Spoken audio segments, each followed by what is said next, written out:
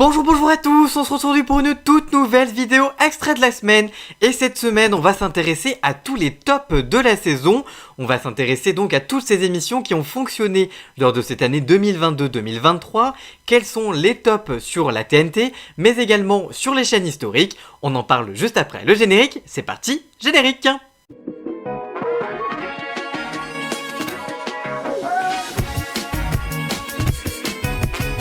Comme chaque année, les chaînes de télévision misent sur de nouveaux programmes, mais aussi sur leurs anciens succès. Alors, qu'est-ce qui a marché cette saison? C'est parti pour le récap des tops de la saison. Et on commence avec les succès en matière de séries. D'abord, le succès incontournable et incontestable de HPI évidemment. En moyenne, les 8 épisodes inédits de la 3e saison de la série, portés par Audrey Fleurot, ont rassemblé 7,4 millions de téléspectateurs, soit 37,3% du public, et même 48,5% sur les femmes responsables des achats de moins de 50 ans. C'est un score absolument énorme, et c'est la série la plus vue de la saison cette année, comme les autres années par ailleurs, et c'est les meilleures audiences hors événements sportifs et événementiels de la saison. L'autre grand succès, c'est la dernière saison de Balthazar, portée par Thomas Sisley, qui a rassemblé 5,4 millions de téléspectateurs pour cette dernière saison, soit 25% du public sur TF1. Sur TF1 toujours, l'autre succès en matière de fiction, c'est Les Randonneuses, qui était une fiction inspirée d'une histoire vraie de femmes qui combattaient le cancer du sein à travers une grande randonnée dans les montagnes. Au final, les 6 épisodes de la série ont rassemblé 4 millions de téléspectateurs, soit 21,1% du public et 22,5% des femmes responsables des achats de moins de 50 ans. A noter que le premier épisode de la fiction a rassemblé 5,5 millions de téléspectateurs en audience consolidée avec 500 000 téléspectateurs de plus grâce au replay. Autre succès, c'est évidemment la 10e saison de Léo Mattei qui a atterri 4,3 millions de téléspectateurs cette saison dans la lignée des autres saisons de Léo Mattei. Autre succès, la série Les Disparus de la Forêt Noire sur TF1, qui a rassemblé 4,5 millions de téléspectateurs cette saison. Enfin, on note également les bonnes audiences de la série historique Les Combattantes, en collaboration avec Netflix, qui a rassemblé 4,8 millions de téléspectateurs cette saison. Un bon score, malgré une baisse d'audience par rapport à la première saison, si on peut dire comme ça, du Bazar de la Charité, qui était une sorte de première saison donc des Combattantes. C'est une baisse, mais quand même, ça reste l'une des meilleures audiences de la saison en termes de fiction pour TF1. Le succès inévitable de la saison, c'est évidemment la Coupe du Monde de football masculine au Qatar qui a rassemblé et qui a cartonné sur TF1 avec le dimanche 18 décembre par exemple 24,1 millions de téléspectateurs en moyenne sur la télé, à suivre donc la finale de la Coupe du Monde avec la France qui a donc échoué face à l'Argentine. Cela signifie près de 81% des Français de 4 ans et plus qui étaient devant TF1 à ce moment-là, qui étaient là entre 16h et 19h.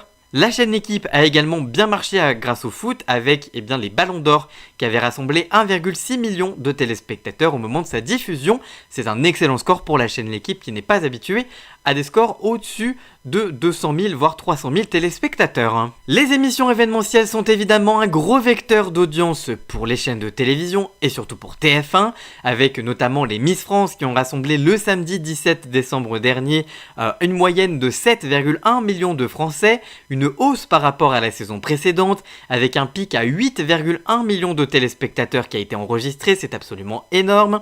Il y a ensuite évidemment Les Enfoirés qui ont rassemblé également 8,1 millions de téléspectateurs cette fois en moyenne, c'est 1 million de plus par rapport à l'édition 2022. Le concert a rassemblé près de 40% de part d'audience, un score absolument énorme pour TF1. Sur M6, les programmes qui ont évidemment cartonné, c'est évidemment L'amour est dans le pré, présenté par Karine Le Marchand.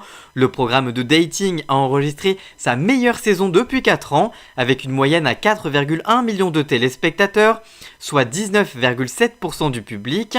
L'autre succès de la saison, c'est le spectacle des Baudins, qui a rassemblé 3,5 millions de téléspectateurs et 22,8% du public, et 19,1% sur les femmes responsables des achats de moins de 50 ans. Côté émission de flux chez TF1, c'est évidemment le retour de la Star Academy qui a cartonné cette saison avec un retour fracassant tout l'automne entre le 15 octobre et le 19 novembre dernier, qui ont fédéré 3,9 millions de téléspectateurs pour les émissions de première partie de soirée, soit 19,3% du public, et 38,7% sur les femmes responsables des achats de moins de 50 ans. C'est un très bon score pour TF1. Également, c'est une cible prioritaire qui a cartonné pour les quotidiennes entre le lundi 17 octobre dernier et le jeudi 24 novembre.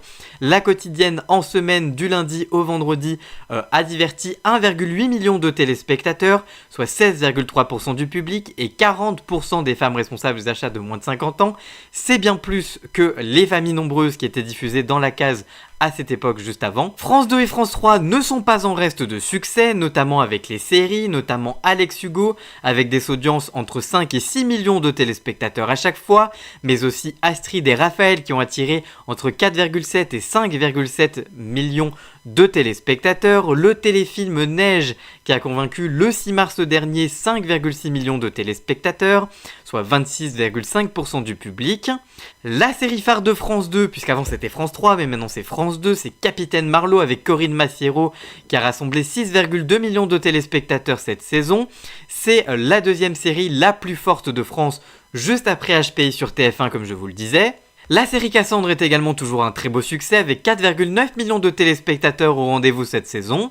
Mais les séries de France Télévisions ont également cartonné sur C8 avec les rediffusions des épisodes notamment de Mongeville et Commissaire Magellan qui ont rassemblé à peu près à chaque diffusion 1 million de téléspectateurs à chaque fois. C'est très fort pour la chaîne du groupe Canal+, qui n'arrive pas forcément à faire des scores au-dessus du million autrement que par la diffusion de cette série ou alors avec certains films, mais c'est plutôt rare. Sur TMC, c'est les programmes de flux qui ont cartonné cette saison, entre Désir au cœur du sexe féminin avec Maya Mazorette qui a rassemblé 894 000 téléspectateurs, 80 minutes douche comprise avec Pablo Mira qui a rassemblé 1,2 million de téléspectateurs, soit 12,4% sur les femmes responsables des achats de moins de 50 ans et 5,5% du public.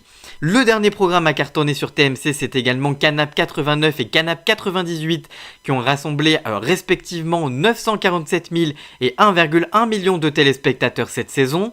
Les programmes de flux qui ont cartonné sur France 2, c'est évidemment l'Eurovision avec 3,5 millions de téléspectateurs au rendez-vous, mais aussi Prodige qui a rassemblé 3,3 millions de Français cette saison, 18,3% du public. Il s'agit d'un record pour l'émission. Mais ce n'est pas tout, le succès de la saison c'est évidemment pour le nouveau talk show de Léa Salamé avec Christophe de Chavannes, Philippe Cavrivière et Paul de Saint-Cernin avec Quelle époque qui a rassemblé en moyenne et en audience veille 1,2 million de téléspectateurs cette saison chaque samedi soir en deuxième partie de soirée, soit 17,1% du public.